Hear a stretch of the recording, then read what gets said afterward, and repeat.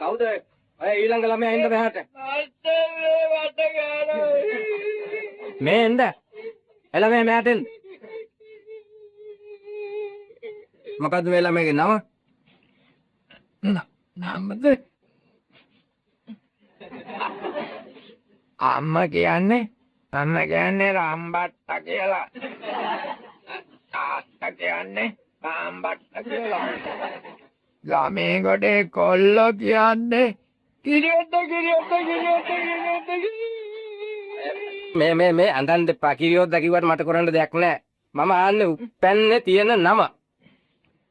උප්පැන්නේ කියන්නේ රෙජිස්ටර් කන්තරේකද? ඔව් රෙජිස්ටර් කන්තරේක තමයි උප්පැන්නේ කියන්නේ. උප්පැන්නේ කියන්නේ ගිරිගෝරිස් කියලා. ගිරිගෝරිස් කිව්වම මොන ගිරිගෝරිස්ද? වාසකම මම අහන්නේ. අහක බලන ගිරිගෝරිස්. එහෙමනම් ඒ ගිරිගෝරිස්. බලන කියන කෑල්ලට බී දානවා. අහක බලන ඒ බී ගිරිගෝරිස් නේද? හරි. හොඳයි. මම මේ ළමයාගෙන් අහනවා තේරවිලි දෙකක් තුනක්. තේරවිලි. මේ ඔයාගේ තමිසේ බොත්තල් නෑ නේද? මේ බම ඔය පැහිටකම් ඕනේ නෑ. මං කියන තේරවිල්ලට උත්තර දෙනවා. ගහක් උඩ ගෙඩියක් උඩ ගහක්. එහෙම නෑනේ.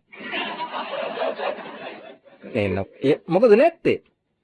අල්ලාද ගෙඩියනේ. හොඳයි තව එකක් අහලා බලමු. ගහක් උඩින් මුවෙක් පැන්නා. කවද්ද? දවසින් වැඩක් නෑ මේ. එහෙනම් තුත්තිරි ගස් වලින් එන්නදී මොකක් නෑ බොහොම මදි දැනීම මදි. කෙහෙල්ම හොය උත්තරය බොහොම මදි නේ දැනීම. ඔය පොතක් ගැනත් තියෙනව නේද? ඔව් පොත අරගෙන දැන් බලන්න කියවන්න හොඳට. මේ පොතට අම්මා පිටකලයක් දාලා දුන්නා. මල්ලි පිටකල ගලවන ඔරුවක් ගන්න කියේ. ඔය කොයිලාද මේ ඕනේ නැති ඒවානේ කතා කරන්නේ. කියන්න දැන් පොත බලන්න. ඔය පොත දිගාරින්නකො පොත දිගාරලා බුලක් දී. පොත තියාගෙන ඉන්න ඇති. හොඳට දිගාරලා කියන්න බදන්න. නලියාසා මිදියලා කියන්නද? කියන්න. කපටාසාට ඒක කියලා. හරි කියන්න මොකක්ද? ගල්ලි බාසා මිදියලා. මං අහලා නැති කතාවක්. මොකක් හරි එකක් කියන්න. වෙලසා ඉබ්බා. කියන්න ළමයා එක කතාවක් පොත බලාගෙන කතාපාඩමෙන් කියන්නද? හරි ඕම හරි කියන්නකො බලන්න. කමක් නලියාට මිදියලා. නලියා කඩින් කලාවක් ගියා. මොකද ළමයා නරි මැදින් කැලෑව මැදින් හරියක් ගියේ. දැන් හරියක් ගියේ. අමුතු නරියෙක් වෙන්න දැන් කමක් නැ කියන්නකො. එහෙමනම් ඔය පොත පැත්තක තියලා කතන්දරයක් කියන්න පුළුවන්ද? අපේ අම්මා හොඳ කතන්දර කියලා දෙනවා. 100ක් දන්නවා කතන්දර. දවසක් කීයා වැටුණා ඉඳලා. ආච්චිගේ හොඳනේ කියලා රවිචනත් යන ඉන්න. හරි දැන් කතන්දරේ කියන්නේ. හැබැයි හොඳ ලස්සන කතන්දරයක් කියන්න ඕනේ. ඔන්න කොහොමද? සාගඩෝරියන් කියලා ගලන ගඟක් තිබුණා. ගඟක්. ඒ ගඟ ගලන්නේ සාගඩෝරියන් කියලා.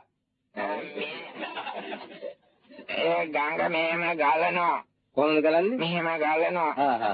හැමදාම මේ ගඟ ගලනවා. ඔව්. ආයෙන කොට දෙකක් දැන් ගලනවා. ඔව් හරි. එතකොට නලියෙක් හිටියා. ගඟ ළඟ. කොහොමද කලටක නලියෙක් හිටියා ගඟ ළඟ. මේ නලියාගේ ඇඟේ කිනතුල්ලු රාත්‍රියක් හිටියා.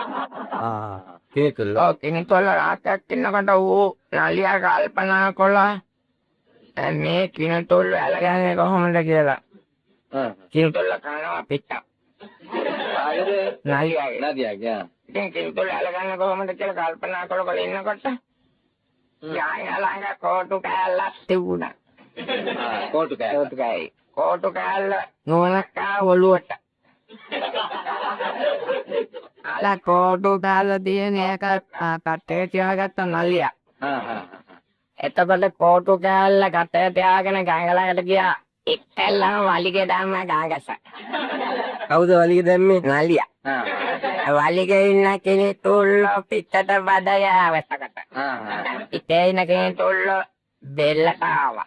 දැන් නදිය ටික ටික ගිල්ලට ගත්තා. නලිය කීටි තුල්ලන්ට. ඒ තුල්ල උඩට ආලා බෙල්ල ඔළුවට ආවා ටික ටික. ඔළුවේ ඉන්න කෙනෙක් තුල්ල නලියගේ කට ළඟට ආවා. කට ළඟට ආලා කටේ ඉන්න කෙනෙක් තුල්ල අල කෝටුවට ගියට එළව. කෝටු කෑල්ල ගහේ වා කළා නලිය ගෙදලා ආවා. එත්තලයි.